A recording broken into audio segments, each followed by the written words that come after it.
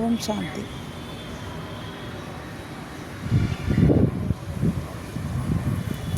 தன்னை யார் என்று நான் யார்?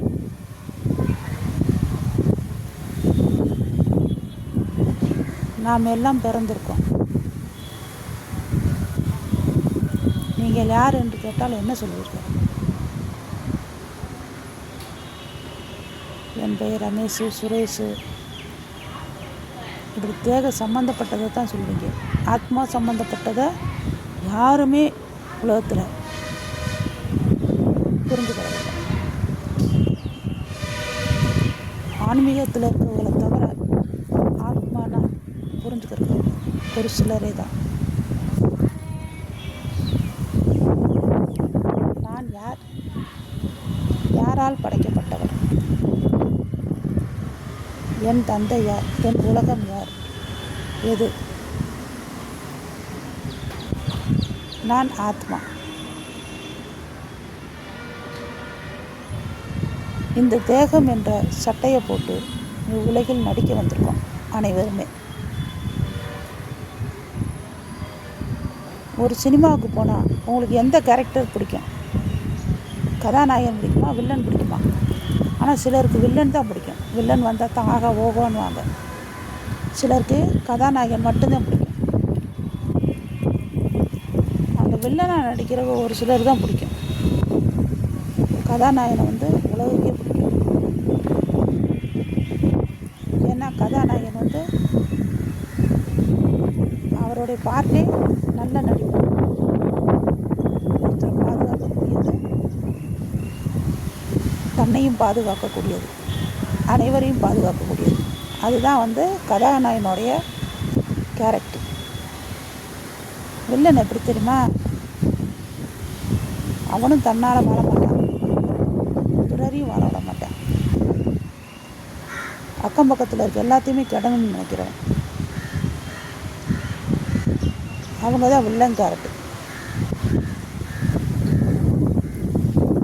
நம்ம மட்டுமே நல்லா இருக்கணும்னு நினைக்கக்கூடியது தான் வில்லன் கேரக்டர்.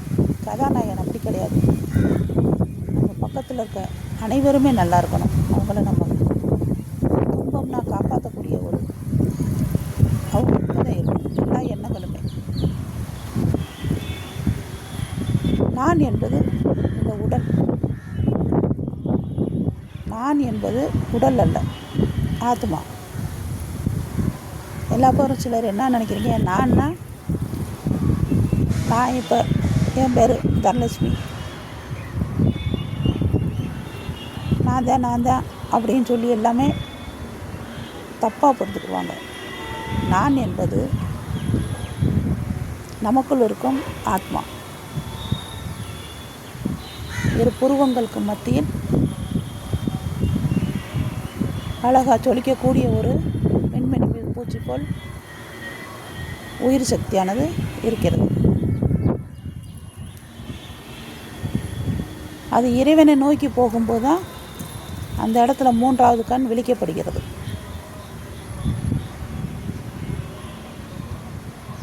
நம்மை படைத்தவர் அந்த சிவன் ஒருவரே.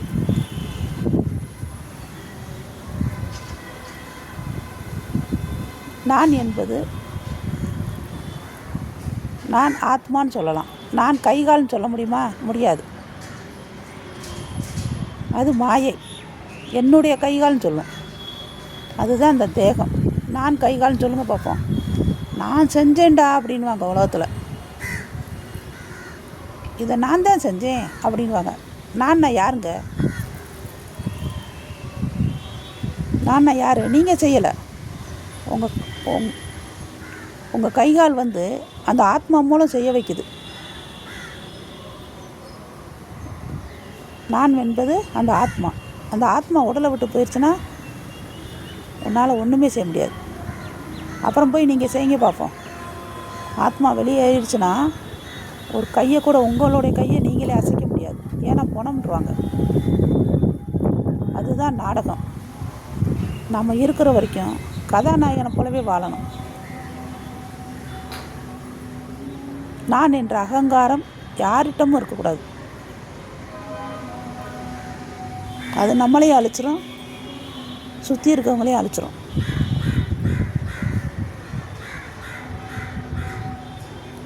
கருவறையில் வருவதும் தனிமை, கல்லறைக்கு செல்வதும் தனிமை. இடையில் வரும் அனைவரும் உறவினர்களும் கற்றுக் கொடுக்க வரவர்கள் நமக்கு. இருவராக இருக்கும்போது நன்றாகத்தான் இருக்கும். தனிமையில் நடக்க கற்றுக் கொடுக்கவனே அவனே வலிமை மிக்கவன். இந்த உலகத்தை அறிந்தவன் அவனே. ஒரு துணையின்றி என்னால் முடியாது அப்படின்றவன் யாரையாவது ஒரு ஊண்டுகோல் மாதிரி கம்பு நொண்டிக்கு கம்பு இருக்கும் பார்த்தீங்களா, அவங்க அந்த நொண்டியாக இருக்கவங்களுக்கெல்லாம் அந்த கம்பு இல்லாட்டி அவங்களால எங்கேயுமே போக முடியாது. அதுக்கு சமம். தனிமையாக நான் இப்படித்தான் வாழணும், ஃபோக்கஸ் பண்ணி ஒரு எண்ணங்களோடு ஒரு துடிப்போடு வாழ்வேன். என்னால் முடியாது யார் வந்தாலும் தான் போகாத காரியம் தன் தம்பி போனாலும் ஆகாதுன்னு சொல்லுவாங்க. அவன்தான் மனிதன், உலகை வென்றவன். அந்த நான் என்ற ஆத்மா இருக்கிற வரையும் தான் அந்த துணிவு இருக்கும். இல்லைன்னா இவ்வளோ அழகாக இவ்வளோ ட்ரெஸ் பண்ணி இதெல்லாம் உட்கார்றோமே, இதெல்லாம் எவ்வளோ நாளைக்கு? அந்த உயிர் சக்தி நான் என்ற ஆத்மா இருக்கிற வரையும் தான். நான் என்பது போயாச்சுன்னா இது மாயையால் படைக்கப்பட்ட ஒரு உடல். லவ் என்றால் என்ன தெரியுமா? மோசமாக காதலிக்கிறாங்களே, அது கிடையாது லவ். சுற்றி இருக்கிறவங்கள நல்லா வச்சுக்கிறாங்க பார்த்தீங்களா? நம்ம தெருவில் யாருமே இப்படி ஆகக்கூடாது, நல்லா இருக்கணும். ஒருத்தவங்க ரொம்ப பாவப்பட்டவங்க வர்றாங்க, அவங்கள பார்த்து ஐயோ அப்படின்னு அவங்கள பிரியமாக கூப்பிட்டு அவங்களுக்கு அது மனசில் ஒவ்வொன்றும் தோணுது பார்த்தீங்களா? அதுதான் லவ். லவ் என்றால் நமக்கு மனசு ஆழத்திலிருந்து வரும். அது நண்பனுக்கும் இருக்கும், கணவருக்கும் இருக்கும், கணவன் என்ற மனைவிக்கு இருக்கும், உறவுகளுக்கும் இருக்கும். அந்த மாதிரி தான் வாழணும். நம் மனசுக்குள்ள 1000 எண்ணங்களோடு நம்ம பிறக்கலை. நம்ம பிறக்கையில் பியூராக தான் பிறக்கிறோம், என்னன்னு தெரியாமல். வளர வளர நாட்கள் செல்ல நம்மளுடைய சொத்து, என்னுடைய வீடு, என்னுடையது, என்னதுன்றே சொல்லிக்கிட்டே போயிடுறோம்.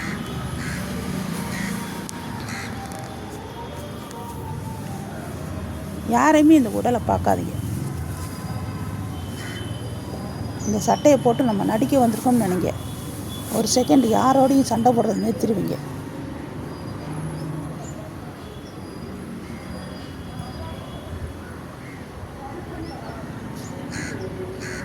கடல் எவ்வளோ பெரியது, ஏன் கடல்னு வச்சுருக்காங்க?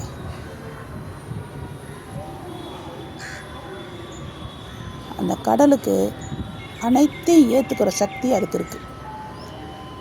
உலகத்தில் அத்தனை மழை நீரும் நதிகளில் போகுது, நதிகள்லேருந்து கம்மாய்க்கு போகுது, கால்வாய்க்கு போகுது, காலாங்கரைக்கு போகுது. கடலில் மிஞ்சுறது பூரா எங்கே போகுது? கடலுக்கு போகுது.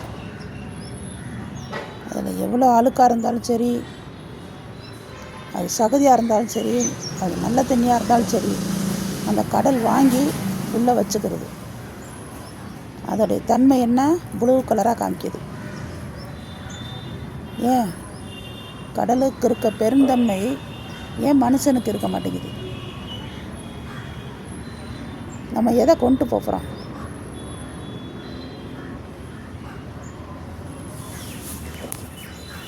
சொல்லுங்க பார்ப்போம். நம்மளை சுற்றி இருக்கவங்கலாம் ஒவ்வொருத்தவங்களும் நம்மளுக்கு ஒவ்வொரு பாடத்தை கற்றுக் கொடுக்க வந்திருக்கவங்க.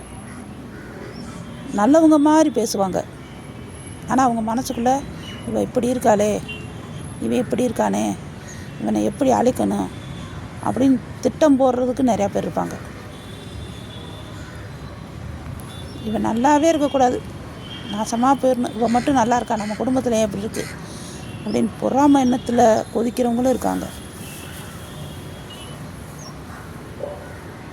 ஒரு சிலரே தான் அவங்க நல்லா இருந்தால் நம்மளுக்கும் தர்றாங்க, இவங்க இன்னும் கோடி கோடியாக நல்லா இருக்கணும்வாங்க. அவங்க அப்படி சொல்லிக்கிட்டே இருப்பாங்க. பிற்காலத்தில் அவங்களே வந்து பெரிய ஆள் ஆயிடுவாங்க. ஏன்னா அவங்களுக்குள்ளே இருக்க நல்ல எண்ணம். இந்த எவன் கெடணும்னு நினைக்கிறானோ அவன் வாழ்க்கை வந்து இருட்டாகவே போயிடும். பாருங்கள், நல்லா யோசிச்சு பாருங்கள். உங்கள் அக்கம் பக்கத்தில் இருக்கவங்கள எத்தனையோ பேரை பார்த்துருப்பீங்க. சின்ன பிள்ளையிலேருந்து பிறந்து வளர்ந்ததுலேருந்து பார்த்துருப்பீங்க. அப்படி என்ன உள்ளவன் கடைசி வரையும் அவன் சாக்கடையாகவே தான் இருப்பான். பெருந்தன்மையாக இருக்கவன் மேலும் மேலும் வளர்ந்துக்கிட்டே போய்கிட்டே இருப்பான். அவன்தான் கதாநாயகன். சுற்றி இருக்கிறவங்கள அனைவரையுமே நல்லா வச்சுக்கிறக்கூடியவன், மனசில் கள்ளங்கவடம் இல்லாதவன்.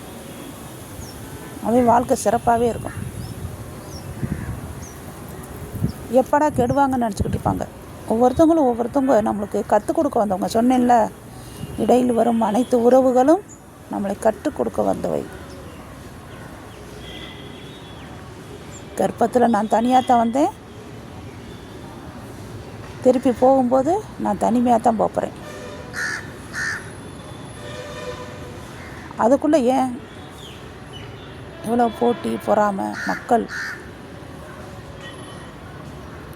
எவ்வளோதான் வந்து சம்பாரித்தாலும் வேணும் வேணும் வேணும். கடைசியில் என்னங்க மிச்சம் உங்களுக்கு? வேட்டியை கூட பிடிங்கிட்டு தான் அவங்கள சொல்லுவாங்க சுடுகாட்டில். அந்த வேட்டி கூட உங்களுக்கு சொந்தம் கிடையாது. ஆத்மா போயிடும், நான் என்ற ஆத்மா போயிடும். இந்த மாயையில் உருவாகப்பட்ட இந்த உடலும் வந்து போயிடும். உங்களுக்கு மிஞ்சினது எது இருக்குது? எதுவுமே கிடையாது. பிறக்கிறோம், வளர்கிறோம், திருப்பி போயிடுறோம். நம்மளுடைய வீடே பரந்தாமம் தான். நம்ம எல்லா ஆத்மாக்களும் அங்கே தான் வசிக்கக்கூடிய இடம். போகும் வரும், போகும் வரும், புறப்படுத்திக்கிட்டே இருக்கும். அதுக்கு என்றைக்குமே சாவு கிடையாது. இந்த உடலுக்கு தான் சாவு, எனக்கு சாவு கிடையாது. நான் ஆத்மா, அப்படித்தான் நான் இருக்கேன். இந்த உடலை விட்டாச்சுன்னா இந்த சட்டை வந்து பழசாயிருச்சு. இப்போ ஒரு பாம்பு இருக்குது, அது எப்படி சட்டையை கழட்டுது? அவ்வளோதான், அந்த சட்டை வந்து தேஞ்சிருச்சு. அது இருந்தாலும் இன்னொரு சட்டை வருது பார்த்திங்களா, அந்த சட்டை இருக்கக்கூடாது, உரிச்சு எடுத்துரும். அதனால் அதுக்கு தெரியும் நம்மளுக்கு புது வளர்ச்சி வந்துருச்சு, இதை கலட்டணும், இந்த சட்டை பழசாயிருச்சுன்னு சொல்லி அது கஷ்டப்பட்டு அது இருக்க பொந்தில் போய் கலட்டி எடுத்துரும். அந்த மாதிரி தான் மனிதர்கள் உறவுகளும். இந்த சட்டை போயிடுச்சுன்னா, இந்த உடல் என்ற சட்டை போயிடுச்சுன்னா இன்னொரு சட்டையை போட்டுக்கிடுவோம், வேறு கர்ப்பத்தில் போய் பிறந்துருவோம். அதுக்காக நம்ம இறந்துட்டோம்னு நினைக்காதீங்க. நம்மளுக்கு எப்பயுமே இந்த ஆத்மாவுக்கு அழிவே கிடையாது. அழிவற்ற ஆத்மா, அதுக்கு தான் சொல்லுவாங்க.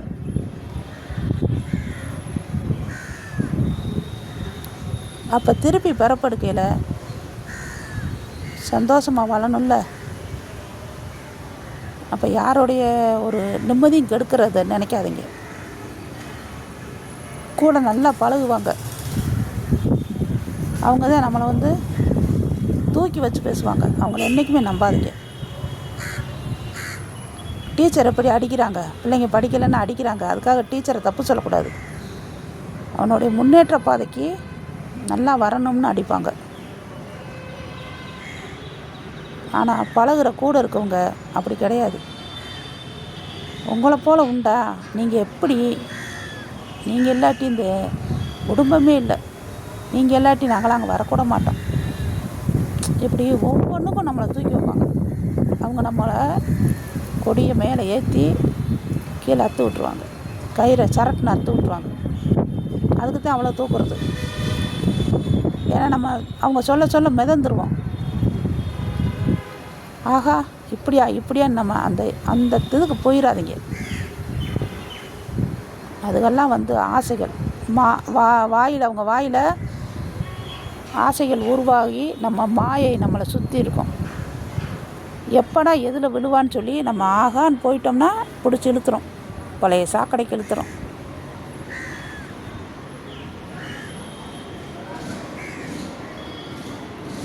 உலகம் அப்படித்தான் இருக்குது.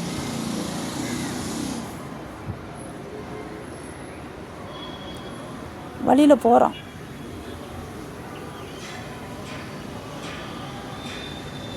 திடீர்னு சூறாவளி தூக்கிட்டு போயிடுச்சுன்னா அதை இயற்கையை இதை பிடிக்க முடியுமா? இயற்கைக்கு அவ்வளோ வலிமை இருக்குது.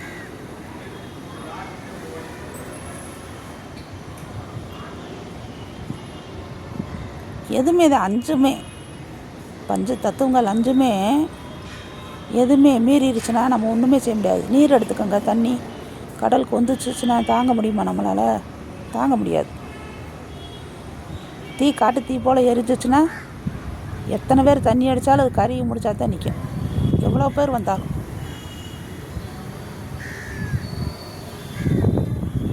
நீர் நெருப்பு அப்படி. காற்று சூறாவளி அடிச்சிச்சுன்னா யாருமே கதவாக இருந்தாலும் பிச்சுக்கிட்டு போயிடும். ஆகாயமும் அப்படித்தான். நம்ம தேவைக்கேற்ற தண்ணியும் கொடுக்குது, தேவைக்கேற்ற வெயிலும் கொடுக்குது. ஒரேடியாக மழை பெஞ்சாலும் செத்து போயிடுவோம், ஒரேடியாக வெயில் அடித்தாலும் தண்ணி இல்லாமல் செத்து போயிடுவோம். அப்போ ரெண்டுமே நம்மளுக்கு வெயிலும் முக்கியம், தண்ணியும் முக்கியம். அளவுக்கு மீறி இருந்தால் அமிர்தமும் நஞ்சு. வெயிலாக அடித்தாலும் செத்து போயிடுவோம், மழையாக பெஞ்சாலும் செத்து போயிடுவோம். அப்போ அந்த ஆகாயமும் நம்மளுக்கு தேவையுள்ளதை தருது. இந்த நிலம் பூமாதேவி தாய் இந்த உலகத்தையே தாங்கி கொண்டு இருக்கா, உலகத்தையே மடியில் வச்சு தாங்கிக்கிட்டு இருக்கா. அப்போ நிலத்துக்குத்தான் அதிகம்னு சொல்லக்கூடாது, எல்லாமே பேலன்ஸாக இருக்குது. காற்று இல்லாட்டினாலும் செத்துருவோம். மூச்சு திணறல் எவ்வளோ பேர் காற்று இல்லாமல் செத்துருக்காங்க. தண்ணி இல்லாமல் விக்கிக்கிட்டு சாகுறவங்களும் எத்தனை பேர். நிலம் இல்லாமல் நம்ம நிற்க முடியுமா? அதில் பயிரிடாமல் நம்மளுக்கு சாப்பாடு வருமா? ஆகாயம் இல்லாமல் வெயில் வருமா? ஆகாயம் இல்லாமல் மழை பெய்யுமா? இப்போ அந்த 5 பஞ்ச தத்துவங்களுமே நம்மளுக்கு உயிர் சக்தி. பிரபஞ்சமும் நம்மளுக்கு தேவை. பிரபஞ்சம் நம்ம உடல் ஃபுல்லாக நம்ம தான் பிரபஞ்சம்தான், நம்ம உடல் ஃபுல்லாக பிரபஞ்சம்தாங்க. ஆத்மா அதில் தனிப்பட்டது, தாமரை மலர் போல் ஜொலிச்சுக்கிட்டு இருக்கு மேலே. சுவாசம், நம்மளுடைய சுவாசம்தான் காற்று.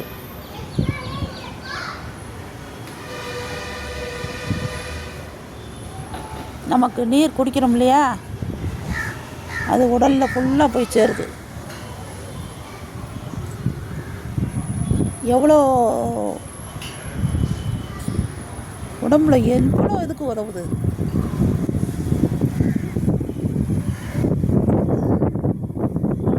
ரத்தத்துக்கு சுத்தப்படுத்த போகுது, யூரினை சுத்தப்படுத்த போகுது. நம்ம உடம்புல சாப்பிட்ற அனைத்து இரைப்பையில் சுத்தப்படுத்துறதுக்கு அது தேவைப்படுது.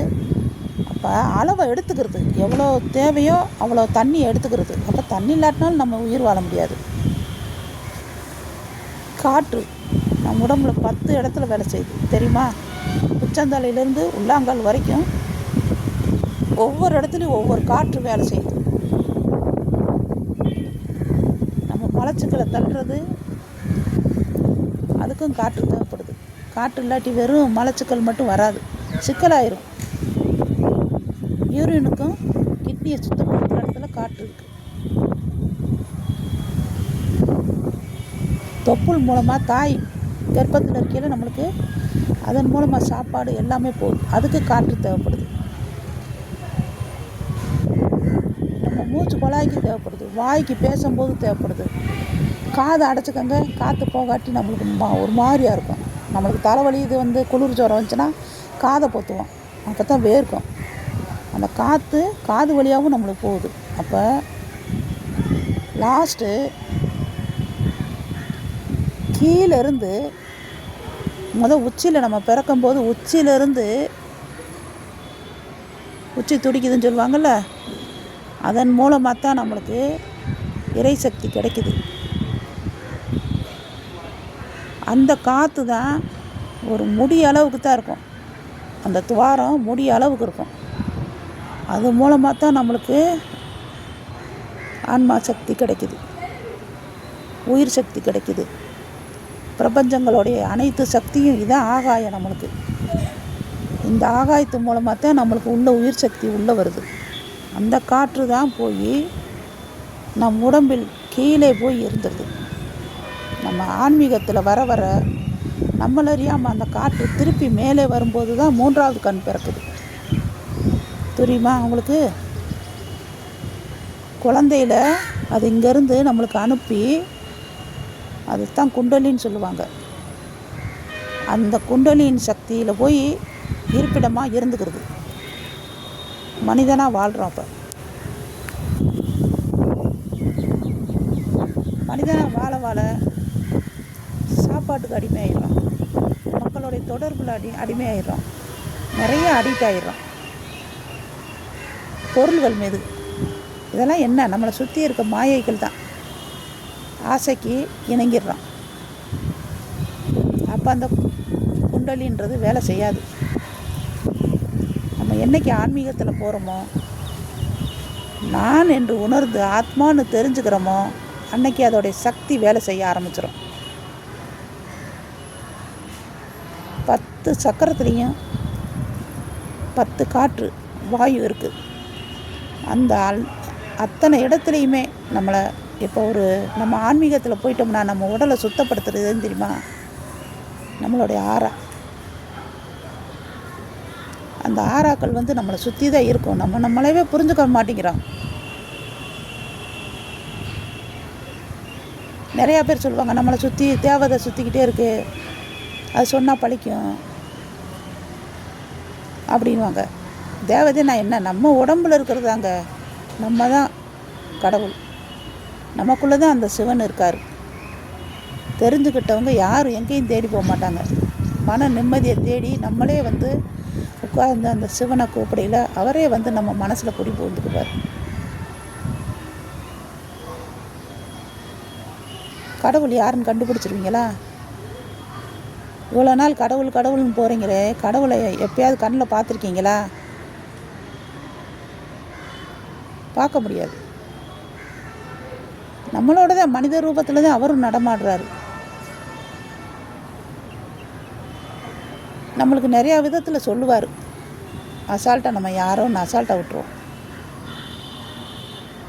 உணர வைக்கிறதுக்கு வரும். அப்போ நான் உணர்ந்த பிறகு அவங்களாம் நம்மளை தெரிஞ்ச பிறகு, நான் யார் என்று தெரிஞ்ச பிறகு அவங்கெல்லாம் போயிடுவாங்க. சுற்றி இருக்க தெய்வம் சொல்கிறாங்கள்ல, அது நமக்குள்ளேயே வந்துடும். அதுதான் மூன்றாவது கண் திறக்கப்படுறது. நெற்றிக்கண் அப்படி என்று சிவனுக்கு சொல்லுவாங்க. அந்த நெற்றிக்கன்றது ஆத்மா. முற்றும் தெரிந்த முனிவர்ன்றாங்க. அந்த ஆத்மா யார் வந்தாலும் கண்டுபிடிக்கக்கூடிய சக்தி கிடச்சிரும் அதுக்கு. அந்த இயற்கை, அந்த பிரபஞ்சமும் அவங்களுக்கு வேலை செய்யும்.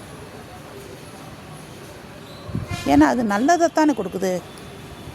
ஒவ்வொரு மனிதனுக்கும் அந்த இயற்கை நல்லதைத்தான் கொடுக்குது. நம்ம தான் வேறு. இப்போ காற்று எடுத்துக்கோங்க, அதவே நிறையா நம்ம கேஸாக உருவாக்கி தீயாக்கிறோம். இப்போ நெருப்பு எடுத்துக்கோங்க, தேவைக்கு இல்லாமல் நம்ம குப்பையில் கூட தீ வைப்போம். கெட்ட வழியில் ஒவ்வொன்றும் யூஸ் பண்ணுறோம். அதை சொல்கிறேன். மழை நீர் எடுத்துக்கோங்க, கல்லை போட்டு இப்போ மூடி நம்ம உள்ள போரில் இறங்க விடாமல் வச்சுட்டாங்க. ஆனால் அது நல்லது தான் தருது. ஒவ்வொன்றும் நிலத்தில் பாருங்கள், எவ்வளோ பயிர் அது விளையாமல் போனால் அதவே நம்ம தண்ணி பாய்ச்சாமல் இது பண்ணாமல் போட்டால் களை நிறைஞ்சிரும். இந்த மாதிரி தான் நம்ம உடம்புல நல்லது. நம்ம ஆன்மீக சக்தியில் போகும்போது நல்லது நிறையும் போது பாத்திரம் சும்மா இருக்கணும். இந்த உடம்பு என்ற பாத்திரத்தில் கெட்டதெல்லாம் நீக்கிறணும். அப்போ தான் ஆன்மா என்ற பாத்திரத்தில் இருக்க அந்த பால் நிறையும். அந்த பாலை வந்து நம்ம உடம்புல குப்பைகள் நிறையா இருக்குது. அந்த குப்பைகள்லாம் தள்ளினா தான் அந்த குப்பை மேலேயே திருப்பி பால் ஊற்றினா நிற்குமா? நிற்காது. குப்பையெல்லாம் எடுத்துகிட்டு வெறும் பாத்திரத்தில் பால் ஊற்றுங்க, அது நிறமும் அதுவும் அழகாக இருக்கும். அந்த மாதிரி தான் மனித உடம்புல இருக்க அழுக்கெல்லாம் நீக்கினா தான் ஆன்மீக சக்தி நம்மளுக்குள்ளே உருவாகும். அப்போ தான் ஆத்மா யார், நான் எங்கேருந்து வந்தேன் உணரக்கூடிய சக்தி இருக்கும். நம்ம தான் கடவுள், நம்ம தான் தெய்வம், நமக்குள்ளே தான் அந்த சிவபாபா இருக்கார். நல்லவருக்கு அவர் துணையாக இருப்பார். அவர் பரமாத்மா. அவருடைய குழந்தைகளை அவர் பாதுகாக்கத்தான் வர்றாரு.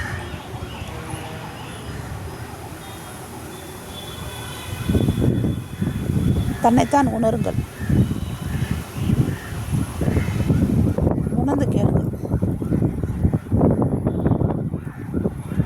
யாருக்கு இனிமேல் தீமை செய்கிறத தவிர்த்துருங்க. அதை பார்க்குற நிறையா பேர் திருந்துறவங்க இருக்கீங்க, கண்டிப்பாக தெரிஞ்சிருவீங்கன்னு நினைக்கிறேன்.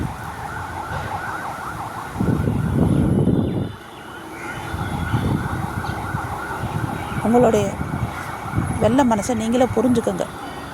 உங்களுக்குள்ளே எல்லாமே இருக்குது. திருடனாய் பார்த்து திருந்தாவிட்டால் திருட்டை ஒழிக்க முடியாது.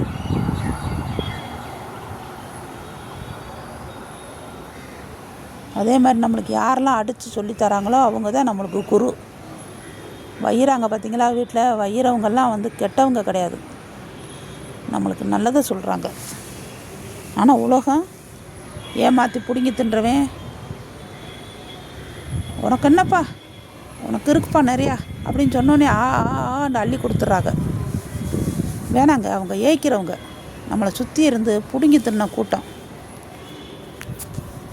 அவங்களுக்கெல்லாம் கொடுக்காதீங்க. தான் குடும்பத்துக்கு பாருங்கள், நல்லது செய்யுங்க, இல்லாதவங்களுக்கு செய்யுங்க.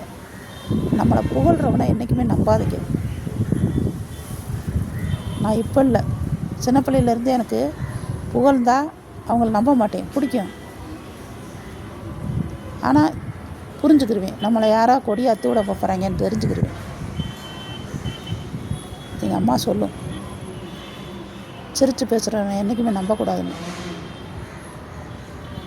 அவன் தாண்டி நம்மளை என்றைக்குமே கொண்டுவியான் அப்படின்னு எங்கள் அம்மா சொல்லும். அந்த பாடம் தான் எனக்கு அப்படியே இருந்துக்கிடுச்சு. இப்பயும் அப்படி தான் இருக்கேன். ஏன்னா நம்மளோட பழகுறவங்க எல்லாமே வந்து ஒவ்வொருத்தவங்களும் ஒவ்வொரு விதமாக இருக்காங்க. நம்ம அந்த கூட்டத்தில் கதாநாயகனாக மட்டும் இருப்போம். என்றைக்கு நல்லது. நம்ம யார், நம்ம எங்கேருந்து வந்தோம், நம்ம நடிக்க வந்திருக்கோம், அந்த நடிப்பு என்றைக்கும் கதாநாயகனாகவே இருக்கட்டும். ஓம் சாந்தி.